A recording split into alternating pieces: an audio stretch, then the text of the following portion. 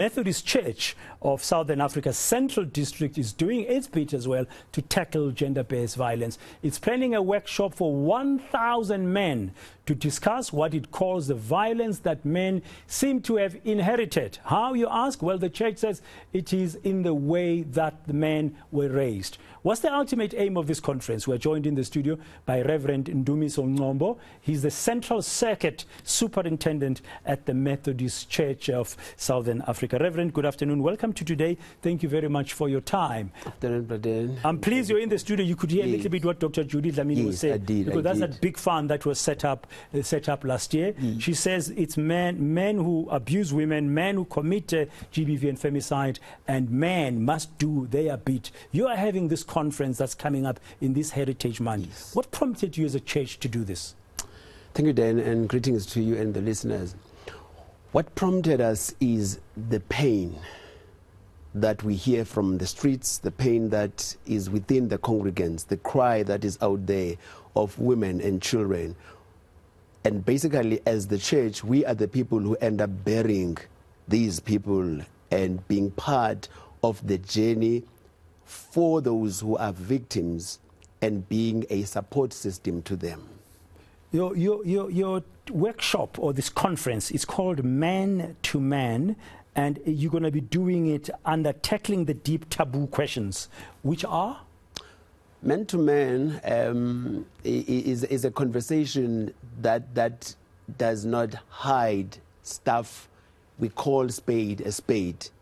If a man is an abuser, whether he is married or single, if a man, the thinking that man has, that for you to be a man, this is how you need to be, the socialization and the upbringing that we learn from the location in the townships, these are the things that we need to deal with, and the taboos that are behind that. When you sleep with a young child, this will do this. When you do this, it will do that. These are the issues that we need to confront directly. Where will these 1,000 men be drawn from? Are they your congregants? Are they members of communities? Is there a mobilization campaign you are doing to invite men? How is it going to work? How are you going to choose the 1,000 men? Well, there are structures that are involved. Social Development Men's Forum is involved. There are traditional leaders that we have invited. We have made not it to be a Methodist campaign, but rather a community campaign. We are just mere the champions of this project. Gauteng Social Development Men's Forum, anything to do with government, or is that the name you have given this forum? No. It's our program, but we have invited them to be partners. We are partnering with them and other structures that deal with men's issues. So it's going to be a man-to-man conversation, a frank, open conversation. So what will the conference, seek to do during that conversation? Will there be important deliverables? That conference will do two things, because ultimately, what is the end result of all these things? What do we want to achieve at the end of it? At the end of it, we want to change the mindset, because I believe that if one man change, an entire family will receive a new man, an entire street will receive a new man, and in the community there will be an impact that has been done by one man. And so there will be presentations from different organizations, but what is key on that particular day is to deal with issues. Why, as men, as according to Dr. Dlamini, are we not part of the problem, which is this femicide that we're dealing with, this GBV that has become worse than COVID-19? I find it interesting you've chosen Heritage Day, the 24th of September, to do this program. Is it because you are saying part of our heritage is GBV and femicide? Part of our heritage, but then it is to correct that narrative, because there are things that we have inherited from the past and make them to sound as if they are supposed to be done. We make them our culture and our practice. And it is not a black culture. It is neither white culture to be abusive. It's no man's culture.